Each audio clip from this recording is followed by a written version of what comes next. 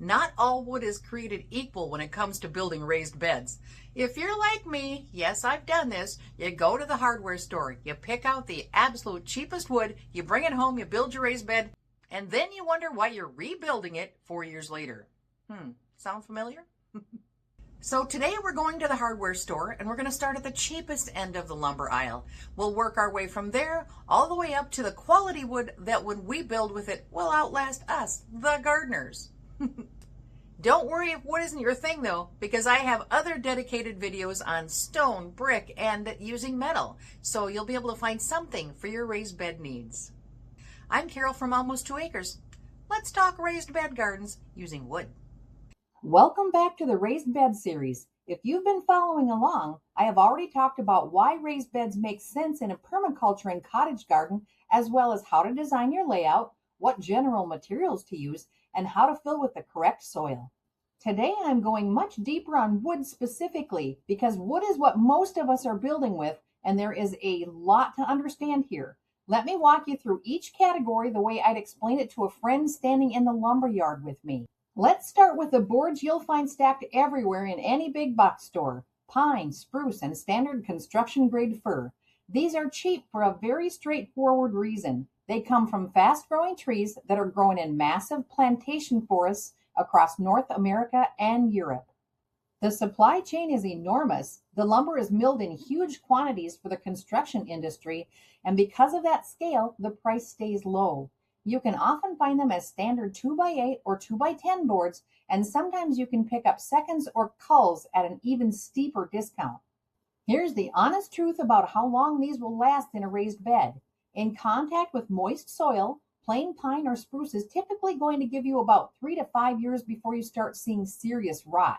And that's an optimistic number if your beds stay consistently wet or your climate is humid. These woods naturally wick moisture and they break down relatively quickly once that soil contact starts doing its work. But, and this is important, that doesn't necessarily mean they're the wrong choice. If you're experimenting with your layout, if you're not sure yet where beds are going to end up long term, or if you're working with a tight budget and you just need to get growing, a pine bed makes complete sense as a starter system. And here's a very permaculture way to think about it. When that pine bed eventually starts to break down, the boards don't have to go to the landfill. You can reuse them as pathway edgings, as lumber for a simple compost bin, or even bury them as the base of a Horticulture mound. There's a whole second life available for that wood, even after it's past its prime as a bed frame. The next tier up is Douglas fir and hemlock, and these are worth knowing about because they give you meaningfully more performance for usually only a modest price increase. Douglas fir is denser and more dimensionally stable than cheap pine. That means the boards are less likely to warp and twist over time, which helps your bed stay square and tight. It's a stronger wood overall, and that structural integrity translates to a longer working life. You're looking at roughly 5 to 10 years in garden use with decent drainage compared to the 3 to 5 you get from pine.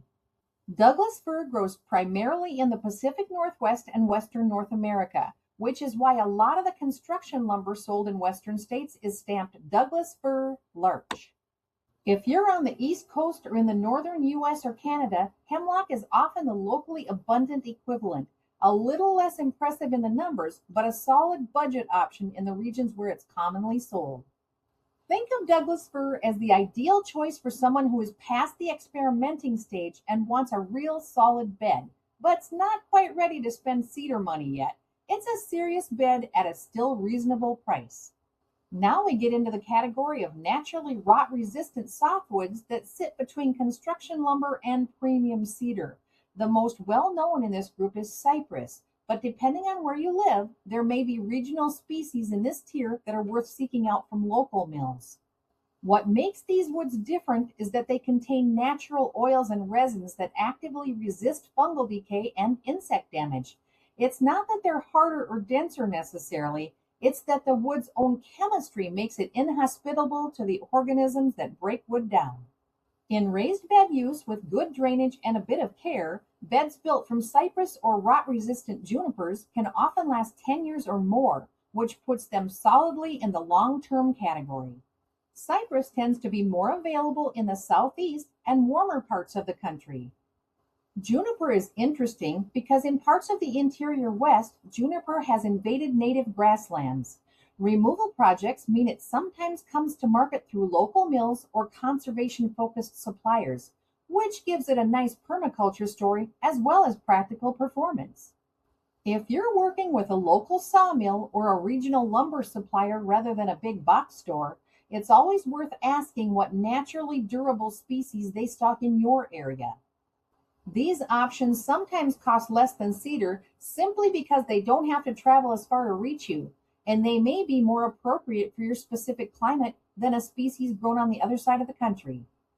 And now we get to the wood that probably comes up in every raised bed conversation you've ever had, and there's a good reason for that. Cedar really is exceptional for this use, and it's worth understanding exactly why. Western red cedar contains natural compounds in its heartwood, including oils called thioplysins, that give it remarkable resistance to rot and insects without any chemical treatment. These aren't added to the wood. They're produced by the tree itself as part of its natural defense system, and they persist in the harvested lumber for a very long time. In contact with garden soil, a well-built cedar bed can realistically last 10 to 15 years, and in dry climates with good drainage, longer than that.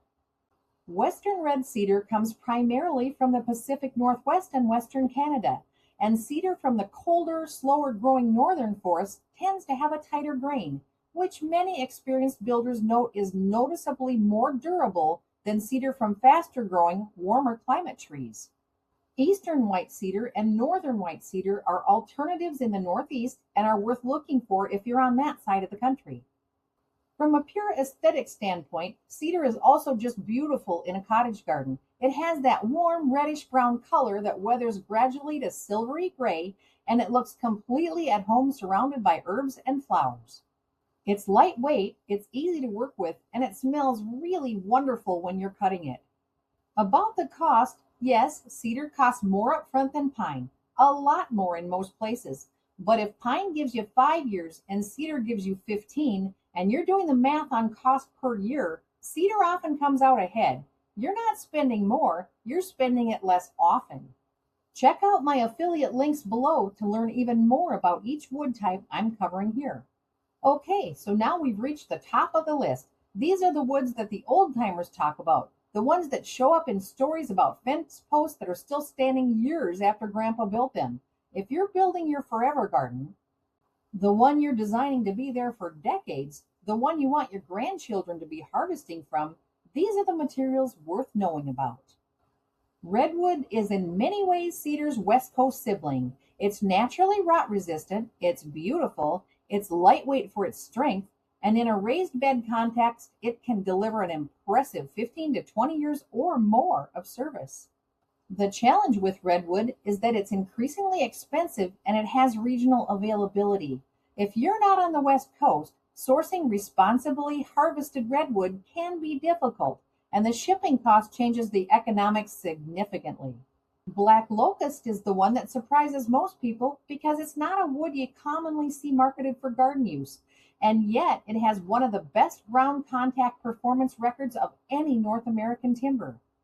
It is extremely dense. It contains natural tannins and oils that make it almost spectacularly rot resistant, and fence posts made from black locust have been documented still standing and structurally sound after 30 or 40 years in the ground. In a raised bed, we're talking about a multi-generational material. The challenge is sourcing it. You're unlikely to find it at a big box store, but may find it in specialty sawmills, fence post suppliers, and small local mills in the eastern half of North America. If you can find it, it's worth every penny. White oak is different from the other woods on this list in an interesting structural way. It has a cellular feature called tyloses, essentially tiny plugs that fill the wood's pores and make it naturally resistant to water penetration. This is actually why white oak is the wood traditionally used for wine and whiskey barrels and for shipbuilding. In a raised bed, white oak can last 15 to 20 years or more, but it's a dense hardwood, which means it's heavier to work with, harder on your saw blades, and usually more expensive than the softwoods. It's a serious material for a serious bed. And then there's Osage orange, or hedge apple, which is another legendary fence post wood from the central United States. It's extremely dense, it's highly decay resistant, and like black locust, it's mostly available through small mills and local tree services rather than conventional lumber channels. If you're in the right part of the country and you have access to it, it is a remarkable material. Let me show you a quick summary so you can see the whole picture at once. Pine and spruce, very low cost, lasting roughly 3 to 5 years. Douglas fir, low to medium cost, lasting 5 to 10 years. Then there's hemlock, low to medium cost, lasting 5 to 8 years. Cypress and rot-resistant juniper have medium cost, lasting 8 to 12 plus years. Cedar in its various forms, medium to high cost, lasting 10 to 15 plus years. Redwood has high cost and lasts 10 to 20 plus years. Black locust comes in at high cost, lasts 20 plus years, and is extremely durable. Choosing white oak means high cost and it lasts 15 to 20 plus years. And finally, Osage orange, high cost, potentially 20 years or more, with some of those woods pushing well beyond that in ideal conditions. I want to spend just a moment on pressure-treated lumber because the question comes up constantly, and I think there's a lot of outdated information still circulating. Modern pressure-treated pine uses copper-based preservatives, which replace the arsenic-based treatments that were phased out in the early 2000s. University extension research suggests that copper leaching from modern treated wood into garden soil is minimal, and for most above-ground food crops, the risk profile is considered low. That said, some gardeners prefer to keep treated wood away from edibles entirely as a precaution, which is a completely reasonable personal choice. If you decide to use treated lumber, both for its combination of low cost and extended longevity, the most practical approach is to use it for the structural elements like corner posts or outer frame. And use untreated boards for the inside surfaces where soil directly contacts the wood. You can also line the inside of a treated bed with a food-grade liner or heavy landscape fabric as an additional barrier. The wood you choose for your raised beds comes down to 3 questions. What is your actual budget right now? How long do you want these beds to last? And what is actually available in your region without spending a fortune on shipping? On the next video in this series, I'm going to talk about metal. Using metal as a DIY project, or if you decide to buy one of those fancy kits that really lasts a long time. Let's talk about how metal can transform your backyard garden for the long term. Don't forget to watch the whole series. And until next time, continue looking at how raised beds can be used in your own backyard, because pretty soon we're going to be growing.